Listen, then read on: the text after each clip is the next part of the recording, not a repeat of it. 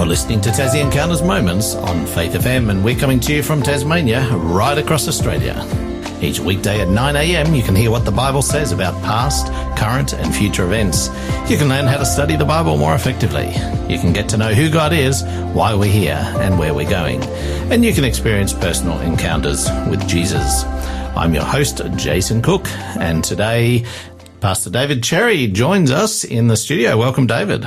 Good morning, Jason. Good morning, listeners. It's a pleasure to be here with you today. It's good to have you here, and thank you for coming in and sharing this week. You'll be here all week, so it's great to have you here. It's been a little while since we've had you on the radio, and it has been a while. I've enjoyed your previous programs, and I'm looking forward to this one for a couple of special reasons. So we'll unpack that as we go as well. So I'm excited about this particular topic. It is a good topic, and I think there's a lot of encouragement for people as well. So if you're just exploring faith, and this is a great one to listen to. So we do encourage you to tune in each day or catch up on the podcasts through the website, faithfm.com.au, or you can download the app and listen there as well. And remember, you can listen live on those options as well. So, David, this week you've titled the overall series "The Coming Crisis," and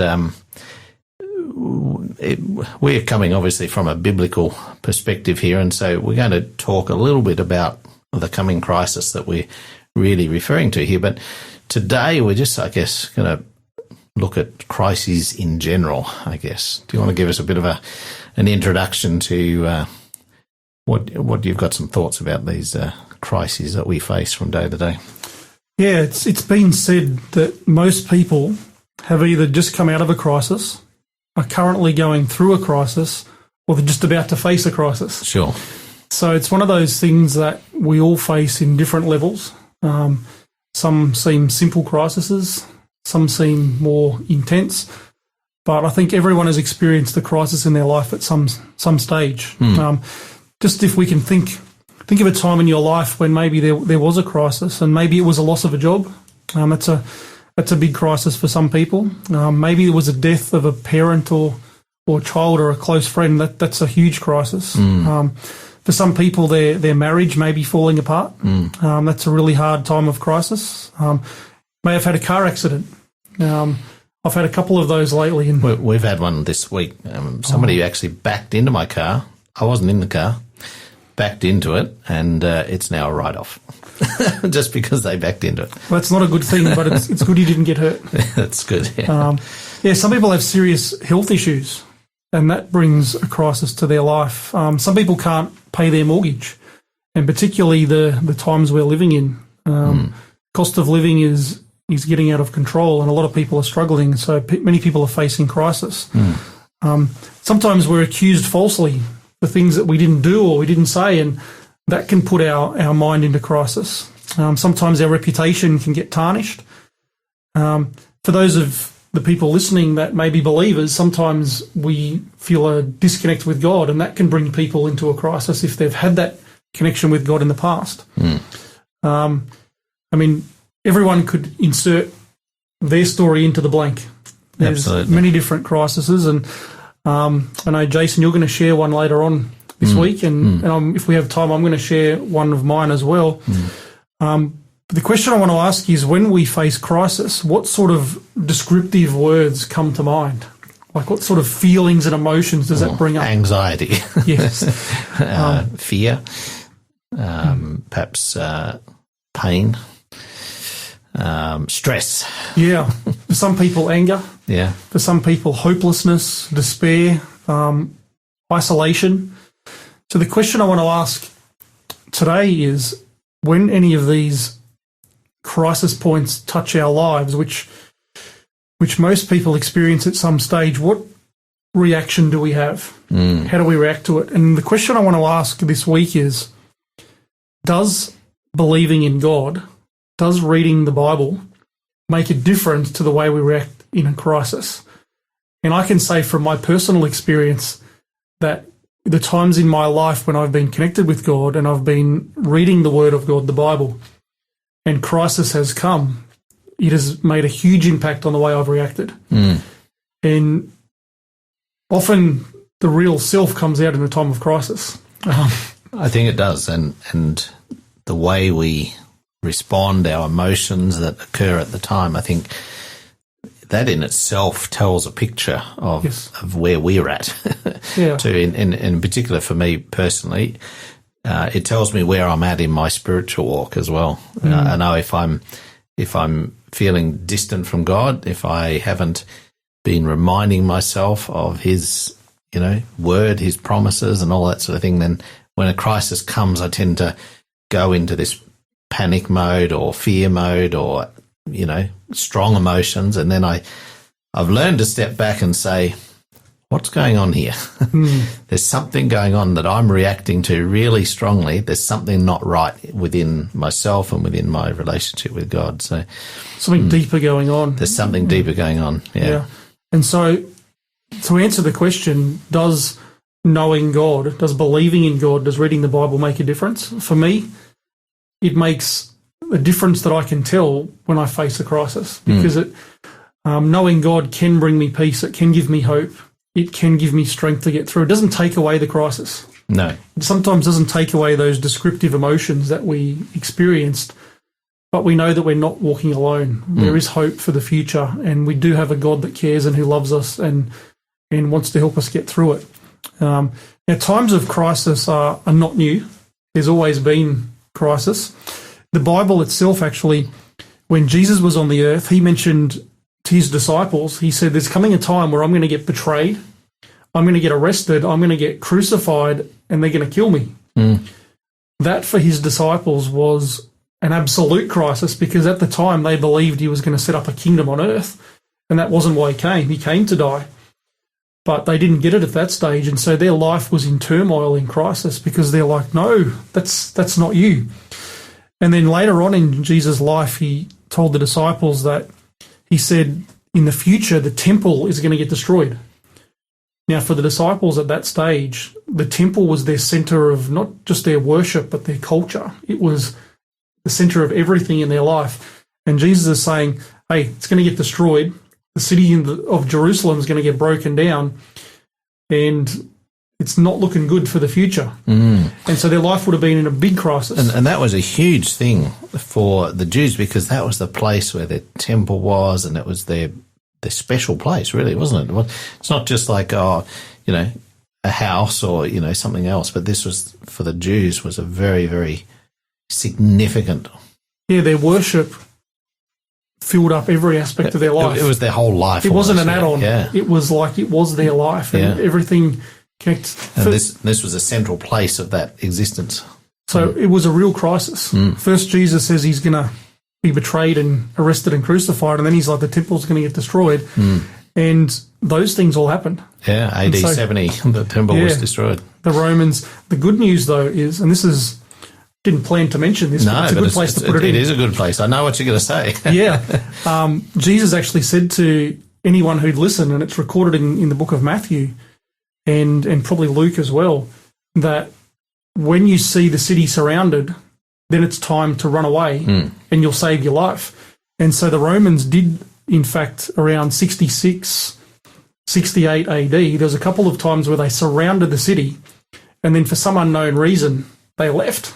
They went back. I think there was something else going on, and they withdrew the army to go and attend to something else. Yeah. Is my understanding, but I'm not a history buff, so sounds right to me. I've got a friend who is. And those that have been listening to Jesus, even though they experienced a time of crisis and surely this can't happen, they believed Jesus, and so they left Jerusalem, as Jesus said to.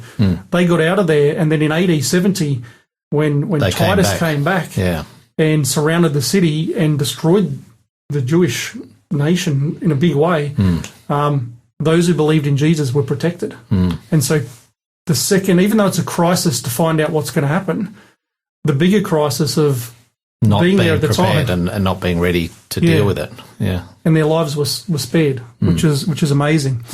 In that chapter I mentioned, Matthew chapter 24, Jesus also said that there's going to come a time in the future, a time of great tribulation, a time like no one has ever experienced. And that is kind of what I'm referring to as the great coming crisis, because that time hasn't come yet. Yeah. And Jesus said that time would happen just before he returned to this earth. And so today I wanted to share a story from 2 Chronicles chapter 20. Yeah. And it's a story of Jehoshaphat. And I believe it gives us some keys as to how we can deal with crisis in our life today.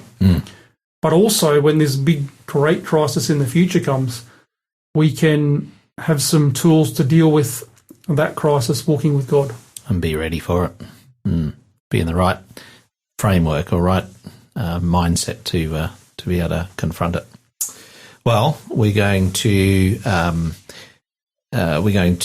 give our book offer right now, and I think the book that we're going to give away, I actually forgot to discuss this with you earlier, but we might give this book away that's called Hope for Troubled Times and How to Thrive in a Shattered World. This is by Mark Finley.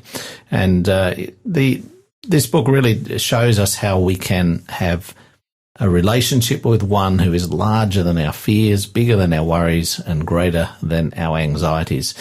And if we can have that relationship with him, then that can provide real solutions to our problems and can really reduce our fear of these big crises that come to us and ultimately the final one. So we do encourage you to text in a code. I'll give you the code in just a moment. This program is made possible by the support of Adventist World Radio. So the code for this book offer for this week is TEM33. That's TEM33. Text that into 0488 880 891 to claim your free book offer. It's called Hope for Troubled Times, How to Thrive in a Shattered World by Mark Finley. So do text us in to claim that book offer this week. David, we're going to have you back again tomorrow, and you mentioned that we're going to look at the story of Jehoshaphat. So tomorrow we'll start to unpack that a little bit and look at what his problem was and the nation of Judah. That's the Jews at that time, and we're going to unpack that a little bit and see a little bit how they dealt with it as well. So do join us again tomorrow, same time, and we'll unpack this story of Jehoshaphat.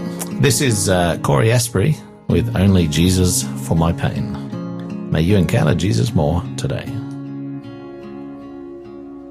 I must have tried most everything.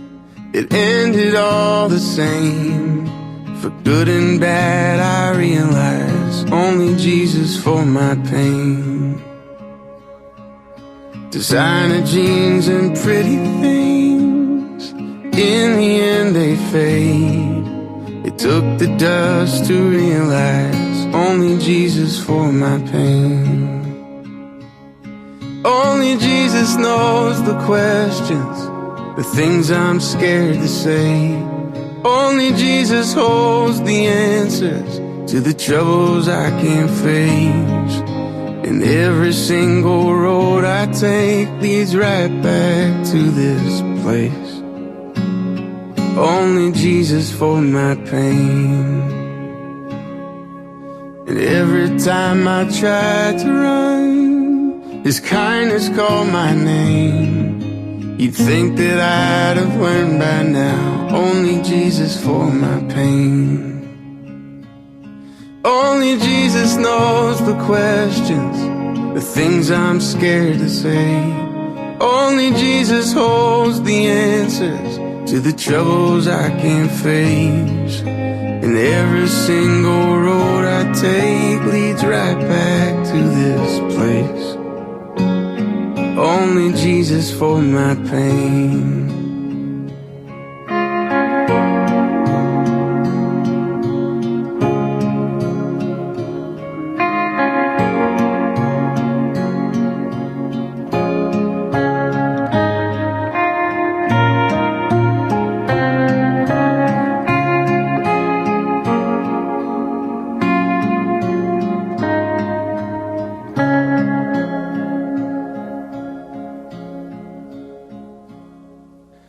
Thought I'd live to see the day that I could outgrow grace.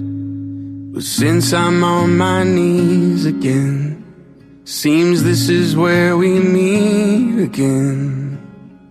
Only Jesus for my pain, and I wouldn't change a thing.